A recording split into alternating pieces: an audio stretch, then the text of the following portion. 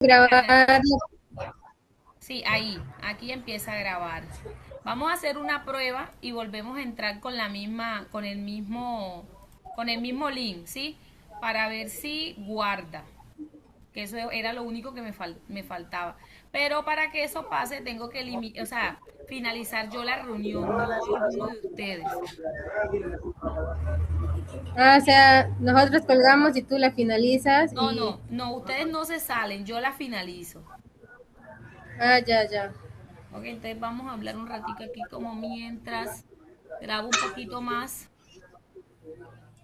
Y toca ver si sí queda con sonido porque algunas reuniones se graban y se graban sin sonido. Exacto, eso es lo que necesito ver. Entonces, ¿Te imaginas que vamos a hacer como una práctica del guión, o ya ustedes lo hicieron, ¿cierto? ya hicimos algo ahí? Estamos en eso. Bueno, vamos a hacer una y yo finalizo, así sea con la primera pregunta, y miro a ver y ya. Si sí se está guardando correctamente, yo lo que hago es ya volver a iniciar la reunión para que y la iniciemos.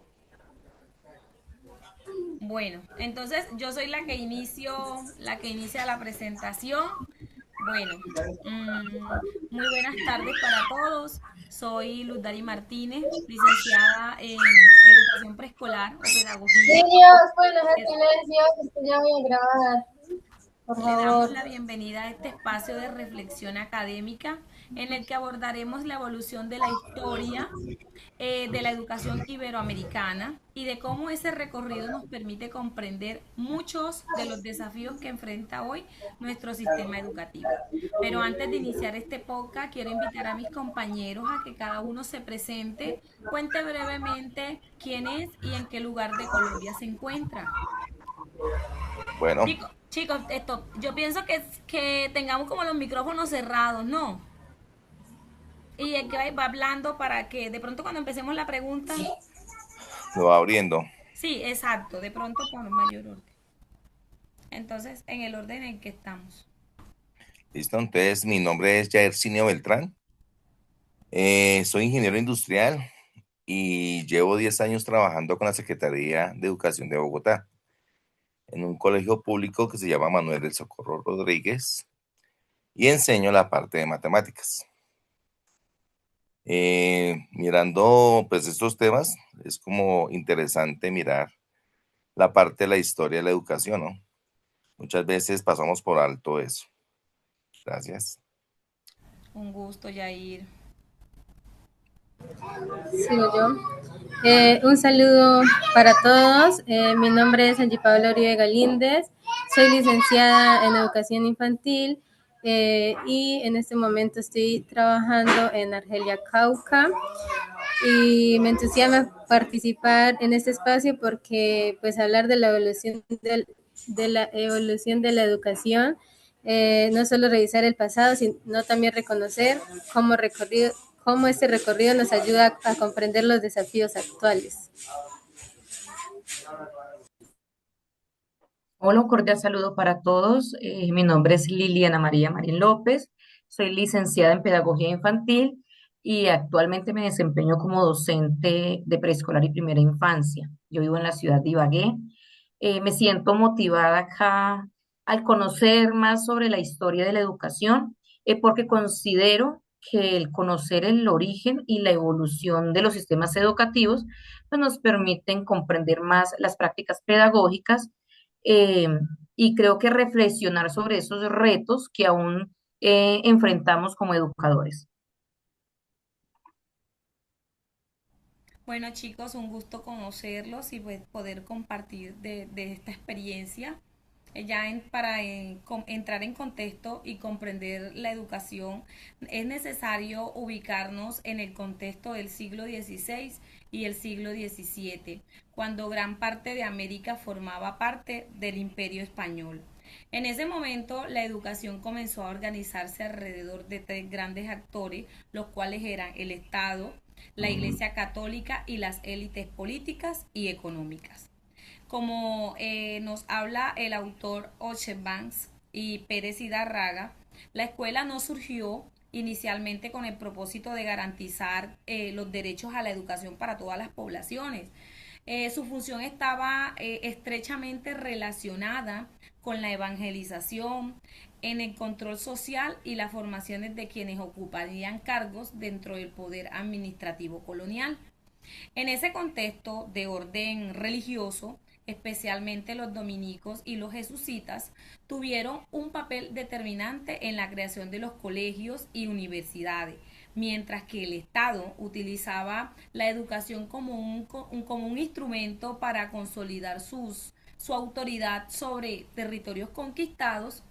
Sin embargo, considero que comprender quiénes crearon la escuela es solo una parte de la historia. También debemos como preguntarnos qué tipo de educación construyeron y cuáles de esas características todavía permanecen en nuestras instituciones educativas. Sobre ese aspecto quisiera escuchar la opinión de cada uno de ustedes, mis compañeros. Pues me parece muy interesante lo que acaba de mencionar Luz, porque muchas veces pensamos que la historia de la educación consiste únicamente en recordar fechas o instituciones, cuando en realidad nos ayuda a comprender por qué nuestro sistema educativo se desarrolló de esa manera. Eh, Citamos, por ejemplo, a Ossenbach en el 2004, que él explica que los sistemas educativos iberoamericanos no surgieron de forma espontánea, sino como resultado de decisiones políticas, religiosas y sociales que buscaban organizar la sociedad colonial. Podemos decir que la educación respondía a un proyecto de Estado y de Iglesia. Desde el acceso al conocimiento no era igual para todos. Además, también podemos citar a Pérez e Itarraga en el 2019, que señala que durante la época colonial la educación estaba dirigida principalmente a los hijos de los españoles y criollos, mientras que los indígenas, los afrodescendientes y otros grupos poblacionales que no tenían un acceso muy limitado recibían una educación enfocada en la evangelización y la obediencia. Esto evidencia que desde sus inicios el sistema educativo también reflejaba la desigualdad social existente. En lo personal considero que este aspecto es muy importante porque nos permite entender que muchas desigualdades educativas no aparecieron recientemente, sino que tienen un origen histórico. Comprender ese pasado nos ayuda a analizar de manera más crítica los desafíos que todavía enfrentamos en materia de equidad e inclusión. Precisamente, pues hay una pregunta que será interesante que dice, ¿hasta qué punto esas formas de organización educativa siguen presentes hoy y qué consecuencias han dejado en nuestra manera de entender la educación? De pronto una compañera que nos pueda decir, responder esa pregunta, por favor. Bueno, hasta el momento me parece muy valioso lo que han mencionado mis compañeros, porque pues hasta el momento hemos comprendido quiénes fueron los principales actores del surgimiento del sistema educativo y cuáles eran sus intereses. Sin embargo, considero importante que también nos preguntemos si esas formas de entender la educación realmente desaparecieron o si de alguna manera todavía siguen presentes en nuestras escuelas, ¿no? Para esto quisiera tomar el aporte de Gómez Quintero del año 2010, quien habla de la colonialidad del ser y del saber. Lo que más me llamó pues la atención de este autor es que explica que el colonialismo no terminó únicamente con la independencia política de los países latinoamericanos, porque según él todavía permanecen formas de pensar que hacen que algunos conocimientos sean considerados más importantes pues que otros y que ciertos grupos tengan mayor reconocimiento que otros dentro de la sociedad. Personalmente esta reflexión me llevó a pensar en la escuela rural actual, ¿no? O bueno, en todas las escuelas. Aunque hoy hablemos de educación inclusiva, de participación y de igualdad de oportunidades, todavía encontramos prácticas donde todos los estudiantes deben aprender de la misma manera, con los mismos tiempos y bajo un currículo que en ocasiones no reconoce las diferencias ni culturales, ni sociales o personales de los niños que están en el aula. Como docente considero que comprender la historia no significa que quedarnos en el pasado, sino reconocer que muchas de las barreras que hoy enfrentamos tienen raíces históricas, ¿no? Solo cuando entendamos de dónde vienen esas desigualdades, podemos empezar a transformar mediante prácticas pedagógicas más inclusivas, más participativas y respetuosas en cuanto a la diversidad. Por eso pienso que este análisis histórico nos lleva a una nueva inquietud, que es si durante años existió un modelo educativo que privilegiaba determinadas formas de enseñar y de aprender. Surge la pregunta que ¿qué ocurrió cuando estos docentes, estudiantes y comunidades comenzaron a cuestionar y proponer esas otras maneras de entender la educación? Con esta pregunta nos permite dar el paso a nuestro siguiente tema de conversación. Buenos compañeros, después de escuchar a cada uno, considero que otros actores fundamentales fueron las élites políticas y económicas. Básicamente, ellos diseñaron la escuela a su medida. Querían ciudadanos que encajaran perfecto en una idea de país. Para ser claros, la meta era disciplinar a la gente, meterles ciertos valores en la cabeza y, por supuesto, preparar mano de obra para mover la economía. Como bien lo señala Pérez Hidárraga, la educación en nuestro país ha ido cambiando al ritmo de la misma sociedad. Cada reforma educativa ha intentado responder a un momento específico, pero la verdad es que también ha traído nuevos problemas y nuevas tensiones. Y es aquí donde me conecto con lo que dice Gómez Quintero sobre la herencia colonial, que es esa forma rígida de ver el mundo que no desaparece solo porque cambie una ley o un gobierno. Lastimosamente, se queda camuflada en lo que pensamos, en cómo enseñamos y hasta en cómo nos relacionamos dentro del aula. Por eso, mirar al pasado no es solo para buscar culpables, sino para entender que los hilos invisibles nos siguen atando y que debemos transformar hoy para tener una educación más justa. Este es el verdadero punto de quiebre, porque si por siglos nos dominó un modelo educativo basado en el poder y en el control, era apenas natural que los profesores, que las comunidades dijeran, bueno, ya no más, y empezar a proponer formas distintas y más humanas de educar. Y es justamente ahí donde nace una segunda pregunta, que son los mecanismos de resistencia o reinterpretación que se han desarrollado en Colombia por parte de docentes, estudiantes y comunidades frente a políticas educativas impuestas.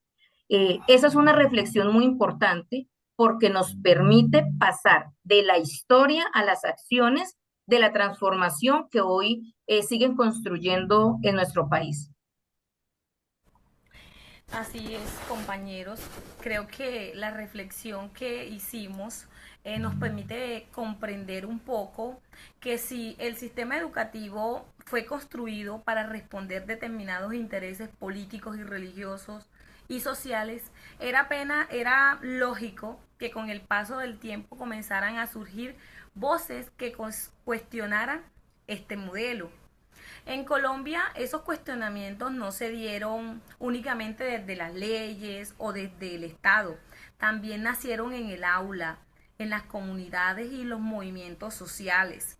Y los propios docentes que empezaron a preguntarse si la educación realmente estaba respondiendo a las necesidades de los estudiantes o si simplemente se seguía reproduciendo como una estructura heredada del pasado. En este punto me parece muy pertinente traer a contexto al Henry Giroux. Este autor sostiene que la escuela no puede entenderse como un espacio neutral, porque allí también se construyen relaciones de poder, valores y formas de interpretar la realidad. Heroes propone que la pedagogía crítica, desde una perspectiva que invita a que el estudiante y el docente unan como la capacidad de cuestionarse aquello que consideran injusto y que juntos participen en una transformación social. Personalmente, esta postura considero que muchas veces la entendemos como resistencia, como oposición o conflicto. Sin embargo, desde la mirada de Heroes, resistir también significa generar propuestas, abrir espacios de diálogo, construir una educación donde todas las personas tengan la posibilidad de participar, de expresar sus ideas y ser reconocidos desde lo más importante, desde su diversidad. Creo que la reflexión nos lleva a preguntarnos cómo esa resistencia comenzó a reflejarse en las prácticas pedagógicas de los docentes y en las transformaciones que poco a poco fueron dándose dentro de todas las instituciones educativas. Me parece interesante lo que plantea Luz, porque la resistencia no siempre se expresa a través de grandes movilizaciones o cambios políticos. Muchas veces comienza en el aula, ¿cierto? En el salón, cuando un docente decide replantear la manera en que enseña y busca que sus estudiantes participen activamente en la construcción del pensamiento, del pensamiento, del conocimiento. En este sentido, pues citamos a Marco Raúl Maldonado en el 2008, que él explica que las pedagogías críticas surgen como una respuesta a los modelos educativos tradicionales que privilegiaban la transmisión mecánica de contenidos y limitaban la capacidad de reflexión de los estudiantes. Para él, pues educar no significaba únicamente enseñar conceptos, sino formar personas capaces de analizar su realidad cuestionada y actuar para transformarla. Esta postura coincide con lo planteado por Henry Giroux en el 2013, quien considera que el docente debe asumir el papel intelectual transformador, es decir, un profesional que no solo desarrolla un currículo o un plan o un tema, sino que también promueve el pensamiento crítico, el diálogo y la participación de todos los estudiantes dentro del proceso educativo.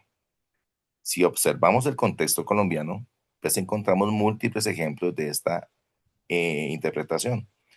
Hoy muchos docentes adaptan el currículo a las características de sus estudiantes, incorporan proyectos de aula, fortalecen la participación de las familias y desarrollan estrategias inclusivas que responden a las realidades de cada comunidad. Esas acciones demuestran que las políticas educativas pues también pueden apropiarse desde la práctica pedagógica y no aplicarse de manera rígida, ¿no? También considero que el cambio ha permitido que la escuela avance hacia una educación más participativa, ¿cierto? Sin embargo, pues todavía existen muchos desafíos para lograr que esas transformaciones lleguen a todos los contextos educativos. Precisamente, pues ese tipo de relación entre inclusión, diversidad y práctica docente, pues sería como interesante escuchar la reflexión de otro compañero, ¿no? ¿Qué opina sobre eso?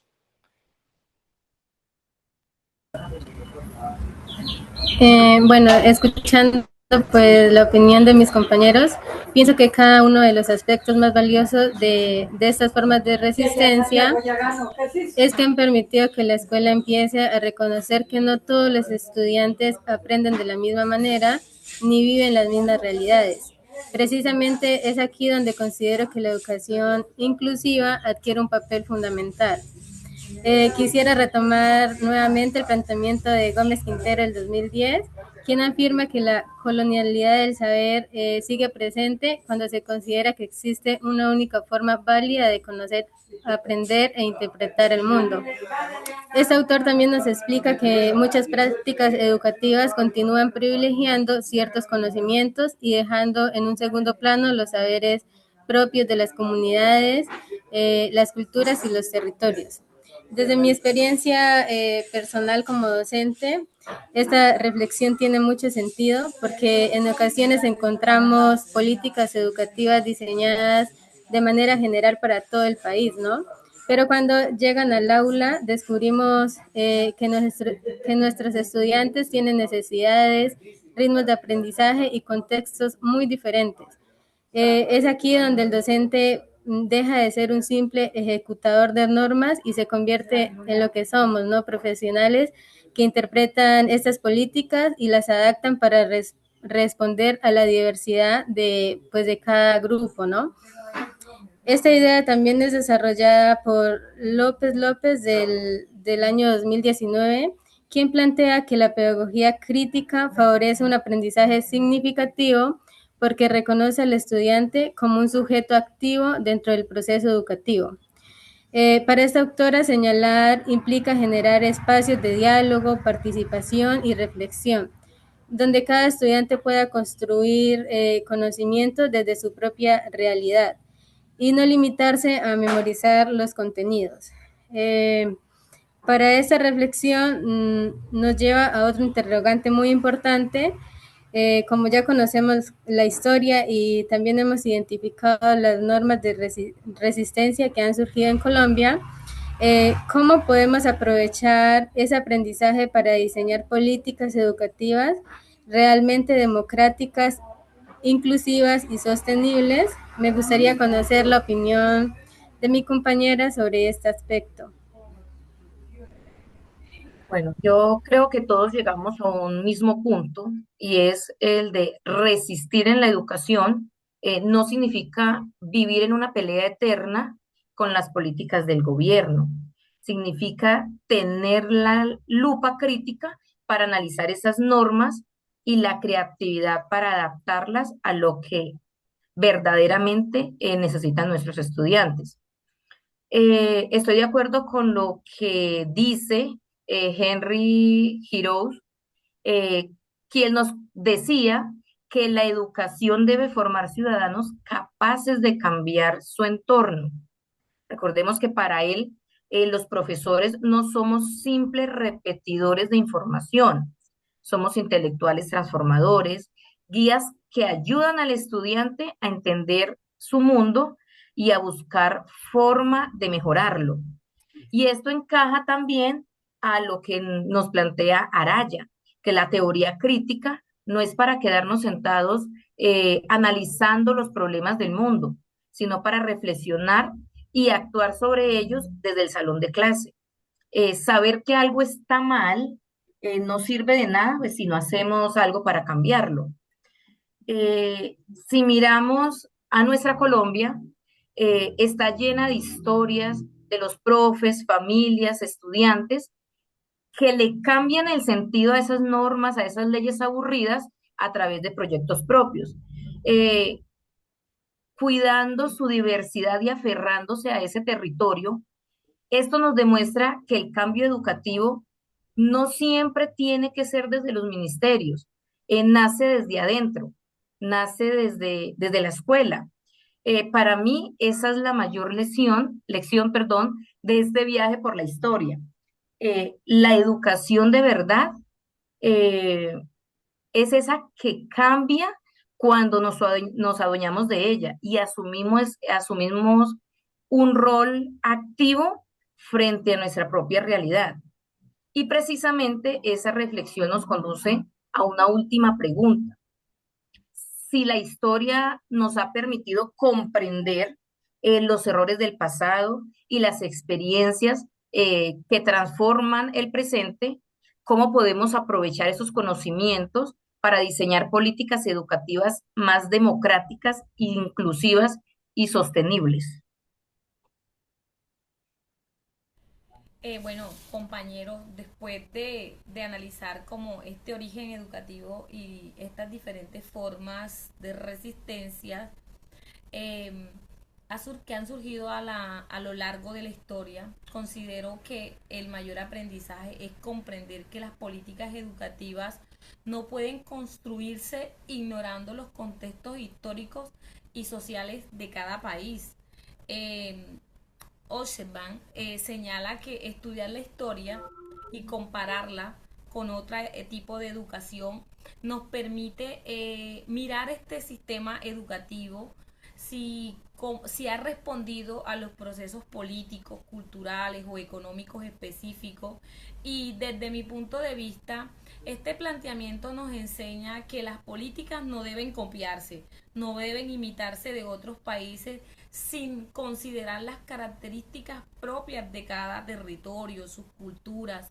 En Colombia, por ejemplo, vivimos con una enorme diversidad cultural, geográfica y social. Por eso muchas políticas educativas realmente democráticas deben reconocerse esas diferencias y garantizar que todas las comunidades participen en su construcción. Pienso que diseñar políticas inclusivas comienza escuchando a quienes viven diariamente la realidad de las escuelas, los docentes, los estudiantes, la familia, las comunidades y escuchando así podremos avanzar hacia una educación que responda a las verdaderas necesidades o brechas que tiene este país. Me gustaría conocer también qué fortaleza o qué inclusión dentro de las instituciones educativas podemos encontrar. Sí, me parece interesante, porque durante muchos años las políticas educativas fueron diseñadas desde una mirada centralizada, ¿no? Donde las decisiones se tomaban sin conocer las realidades de cada comunidad. Precisamente Henry Giraud plantea que la democracia también debe construirse dentro de la escuela, ¿no? Para este autor, una educación democrática promueve el diálogo, la participación y el pensamiento crítico, permitiendo que los estudiantes no sean únicamente receptores del conocimiento, sino ciudadanos capaces de aportar a la transformación de la sociedad. Desde esa perspectiva, una política educativa inclusiva no debería limitarse a garantizar el acceso de los estudiantes al sistema educativo. Eh, También debe asegurar condiciones que todos participen, aprendan y permanezcan en la escuela en igualdad de oportunidades. Considero que cuando una política escucha las voces de docentes, estudiantes y familias, aumenta la posibilidad de responder realmente a las necesidades del contexto y de construir una educación más equitativa. Creo que esa es la idea. Esa idea se relaciona directamente con el papel que hoy tiene el docente dentro de los procesos de inclusión, ¿sí? Y pues no sé si tiene otra compañera, tiene otro aporte.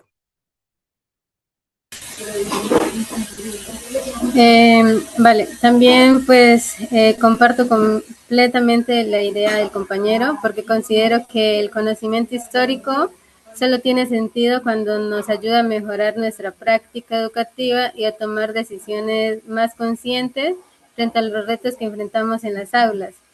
En ese punto quisiera retomar el aporte de López López 2019, quien afirma que la pedagogía crítica favorece aprendizajes significativos cuando reconoce al estudiante como protagonista de su proceso de formación y promueve espacios de participación, diálogo y reflexión.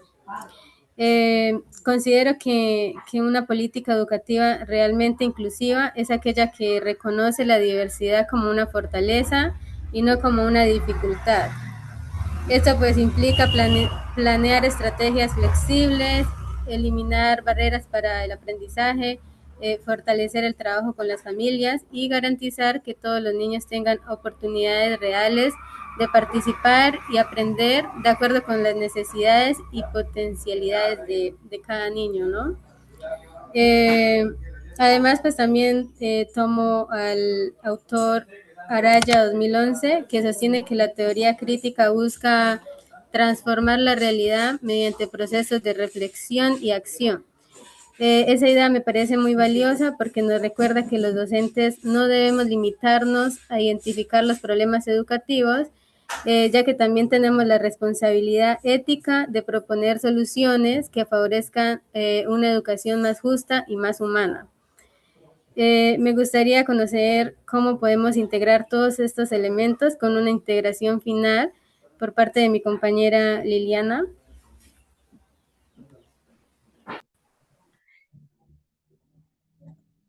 Bueno, me quedo con una lección inmensa, eh, que es la educación camina al mismo ritmo que la sociedad. Por eso las políticas educativas no pueden quedarse congeladas ahí, tienen que cambiar para responder a lo que estamos viviendo hoy. Esto me hace pensar en lo que explica Maldonado sobre las pedagogías críticas, que el objetivo es formar personas capaces de entender la realidad y sobre todo de transformarla. Esta idea resume perfectamente lo que hemos hablado el día de hoy, porque nos demuestra que mirar al pasado no es para quedarnos ahí estancados en el ayer, sino para aprender de él y construir un futuro distinto. Eh, pero claro, sabemos que no es fácil. Gómez Quintero nos recuerda algo vital. eh, Todavía cargamos con esa colonialidad del saber, es decir, de esas formas invisibles de inclusión en la que enseñamos. Por eso, si queremos una política educativa que de verdad sea democrática, tenemos que abrirle la puerta a la diversidad de saberes, culturas y experiencias que habitan en nuestras comunidades. En conclusión, una educación que abrace a todo solo será cuando la política se construya escuchando a los profesores, a las familias y a los estudiantes, eh, viendo la diversidad como una riqueza y no como un problema. Más que seguir hablando de una escuela para unos pocos, el reto es seguir trabajando para una escuela pensada desde el corazón y para todos.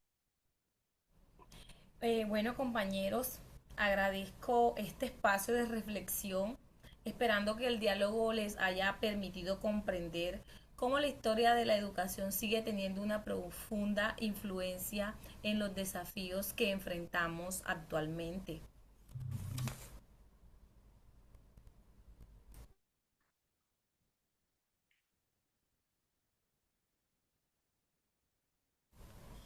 Compañero, tiene el micrófono apagado.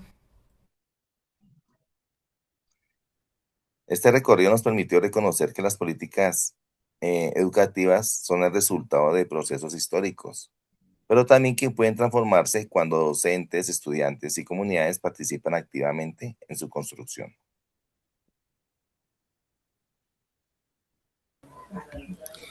Bueno, también como docentes tenemos el compromiso de convertir el conocimiento histórico en acciones pedagógicas que favorezcan la inclusión, el respeto por la diversidad y aprendizaje de todos nuestros estudiantes. Creo que esta es una de las mayores responsabilidades que tenemos al ser docentes. Ese sería mi aporte. Muchas gracias. Finalmente, queremos resaltar que una educación más democrática, inclusive y sostenible solo es posible cuando todos asumimos un papel activo en la construcción, familias, docentes, estudiantes, comunidades e instituciones.